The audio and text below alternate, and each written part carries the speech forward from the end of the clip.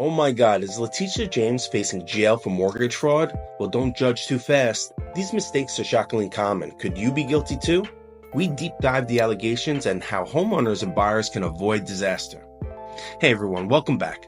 Today we're tackling a really critical topic, mortgage fraud. Now, before you tune out thinking this won't happen to me, let's talk about the recent headlines surrounding New York Attorney General Letitia James. And trust me, after over 20 years in the trenches, financing thousands of residential mortgages right here in New Jersey and beyond, I've seen firsthand just how honest people can be and how you can get in trouble or be at least tempted by bad advice. So we're going to be breaking down the allegations against James, not to get political, but because they hold crucial real-world lessons for every single home buyer and homeowner trying to protect their financial future and to stay out of jail. So let's unpack exactly what's alleged with Letitia James, because these situations highlight risk many people face. First, there's the allegation involving a Virginia property. James allegedly declares this property as her primary residence, despite clearly residing and holding office in New York. A document reportedly surfaced from August 23 with her statement about making Virginia her primary home. Why is this significant? Well, declaring a property as your primary residence can lead to major financial benefits, like obviously lower terms, better rates, lower property tax exemptions. And in my experience, questions about occupancy plans, whether you're really planning on living there full time, come up constantly. This is normal, this is common. And it might seem like a small detail, but misrepresenting your intent here is a form of fraud. Second, there are accusations involving her Brooklyn apartment. Now, over the past 2 decades, she's reportedly listed this as a 4-unit building, when official records actually identify it as a 5-unit building. Well, why does one single unit matter so much? Well, it's actually a pretty big deal. It's potentially the difference between obviously getting favorable rates, whether it can be owner occupancy residential loans, versus having to go with a commercial loan. So a commercial multifamily rate is going to be significantly different. So qualifications, down payments, loan terms, interest rates, all of these factor in, and even the lender that you choose. Some lenders will finance residential, but they won't finance commercial. So this is a significant difference. So specifically, it's alleged that in 2011, she secured a federal loan meant only for properties with 4 units or fewer. So potentially saving tens of thousands annually, right? Again, accurately describing the property you're financing is fundamental, and it's a common question. Third, historical documents reportedly surfaced from way back in 1983 showing a mortgage document incorrectly listing James and her father as husband and wife, which some suggest might have helped facilitate the mortgage approval at that time. Now, this does happen where you might not qualify if you are looking to add a cosigner, but if you're married, well, now you have a joint application. This is a big difference. So it underscores the critical importance of ensuring all information on legally binding documents is completely accurate. So these allegations touch on different types of mortgage fraud. Let's go through them, right? Generally, it falls into 3 main buckets. First, we've talked about occupancy fraud. That's claiming you live in a property as your primary residence when you actually intend to use it as an investment property or a second home. We see this temptation with investment properties all the time, as primary home loans often have better rates and overall better terms and qualifications. The second is income fraud. This involves overstating your earnings, maybe hiding debts or not disclosing sources of your funds accurately to qualify for a loan you wouldn't otherwise get. This is a classic and dangerous shortcut. Now, third is property fraud. This includes misrepresenting details about the property itself, like the number of units, right, its condition or its value, to secure better loan terms or a larger loan amount. So again, even if this seems like minor misstatements, in any of these categories, it can truly snowball into some major consequences down the line. And that's what you're seeing with Letitia, if these are true, that she's dealing with something that happened a long time ago, and who knows what else comes up. Now, let's get real about why this happens. It's not always malicious intent from the start. Often, buyers are stretching to afford their dream home, or they desperately want a lower monthly payment, especially when rates are high. right?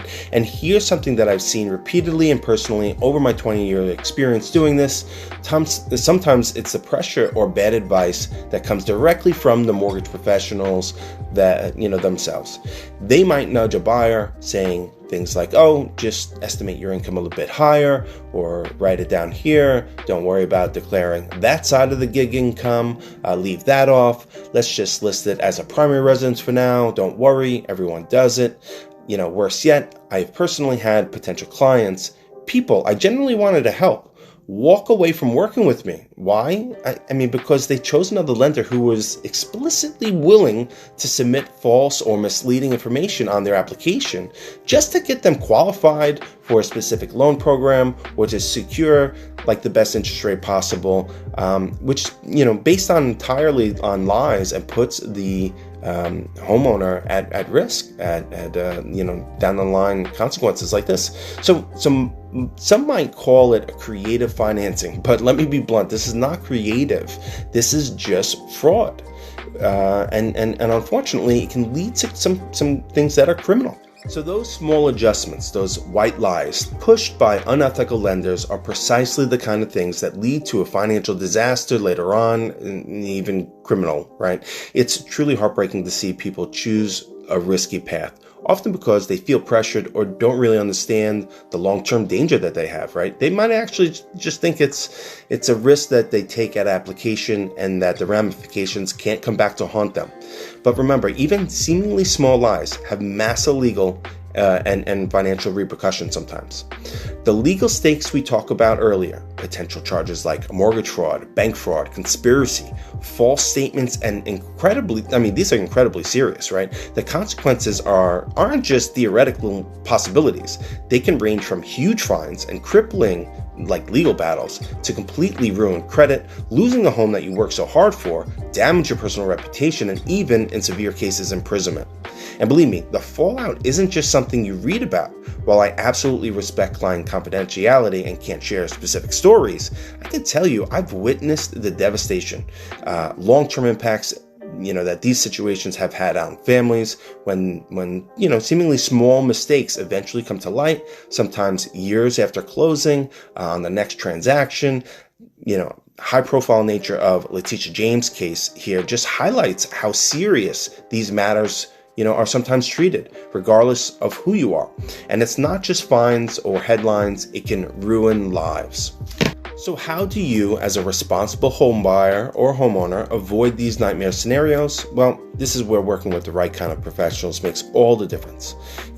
Again, based on my over 2 decades of helping thousands of families navigate this complex process safely, here's my best and most crucial advice, just from my experience.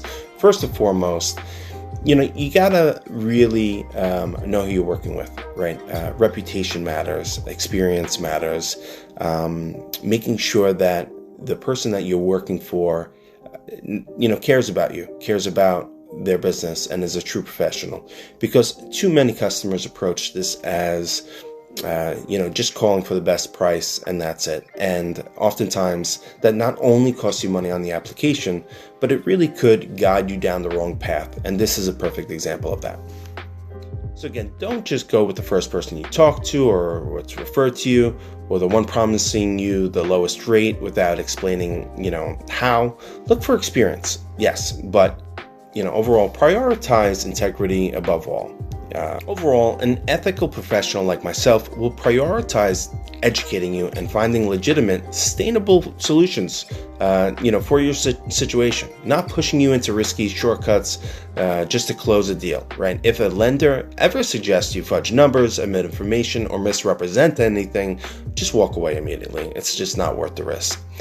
Now, next thing is scrutinize every single document. Never feel pressured to sign anything quickly. I always tell my clients, take your time, read everything and ask questions. Understand every single line item, every fee, every condition before you put your signature on that paper. And if you need clarification on something, demand it until you're 100% comfortable, right? That's the main thing. You got to know what you're doing. Got to be comfortable with it.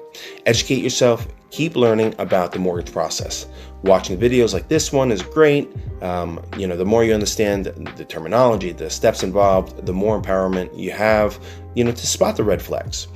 And, keep meticulous records. Maintain copies of absolutely everything related to your mortgage, the application, the disclosures, the estimates, closing documents, any correspondence with your lender. This documentation is your proof and your protection, especially if any questions, ever arise later.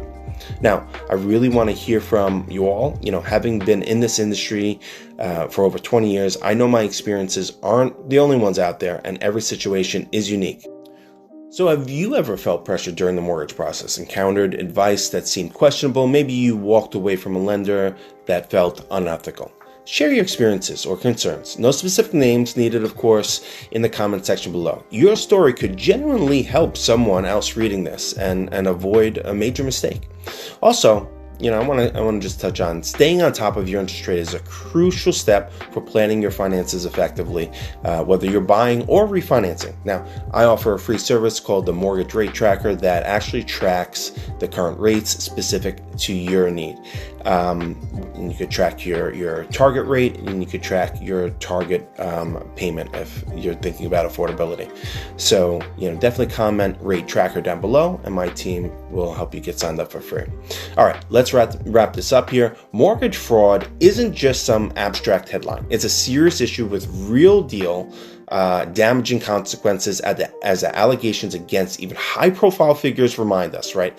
But the good news is it's often avoidable, right? Honesty, just being thorough, taking your time, asking questions, and most importantly, partnering, again, with an experienced ethical mortgage professional, real estate professional, attorney, who put your long-term financial health and security first, right? That's the core message I hope that you take away today. Drawing from my own professional commitment, again, over a 20-year time period. Thank you so much for tuning in and spending this time with me. If you found this insightful, just do me a favor, hit the like button, subscribe for more.